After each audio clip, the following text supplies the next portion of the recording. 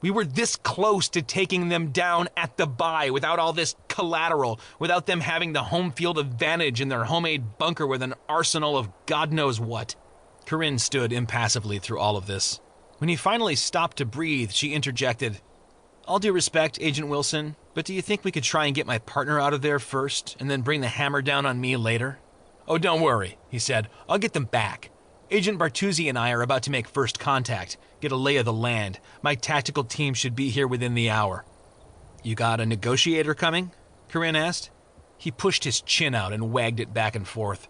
"The United States government does not negotiate with terrorists." "Then I'm going with you." He laughed. "I think you've helped enough. Leave this to us." "Wilson, I made first contact more than half an hour ago. I know the players, I know the layout of the house, I know which kid he was using as a human shield."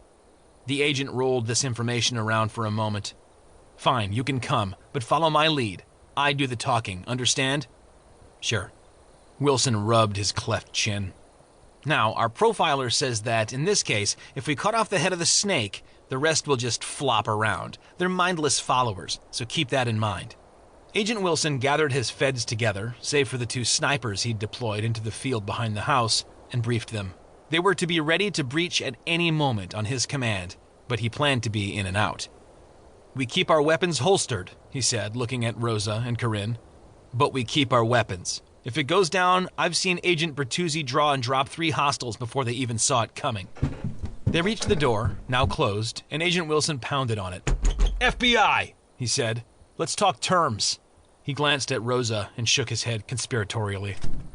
The door opened and Corinne saw Esther standing there with tears streaking her face. Behind her, Anders had holstered the revolver and held an AR-15 to the back of her head. "What do you want, Fed?" Anders demanded. "I just want to come in and talk a minute," Wilson said. He showed his empty hands. "You've got the gun, you've got the power." "Come on in then," he said. "One wrong move and you get to see what's inside the girl's head, and I don't mean her thoughts and dreams." Agent Wilson opened the screen door, the broken mesh hanging down where Corinne had burst through, and held it for the 2 women. As they entered the house, they saw Phillips hanging back in the corner, taking aim at them with another assault rifle.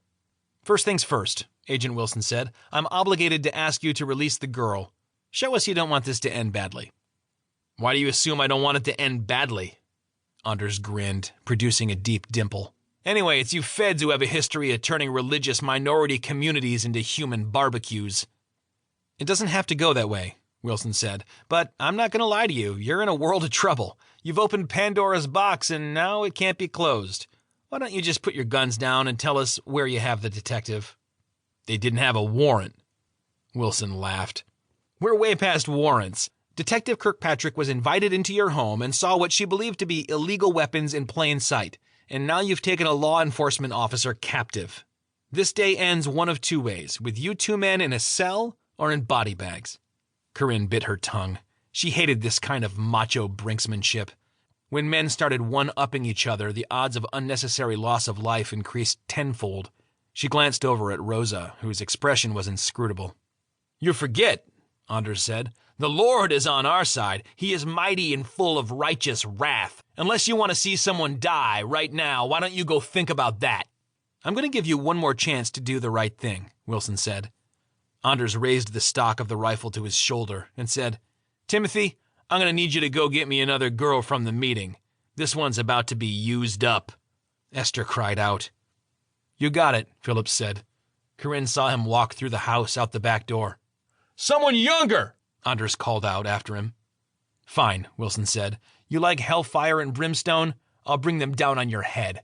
Let's go."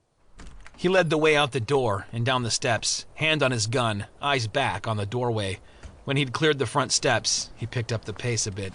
As Corinne descended the stairs, she saw the broken screen door closing slowly on its hydraulic arm. Somehow she knew that door was closing on Esther's life. And Jackie's. If she walked away, that was it.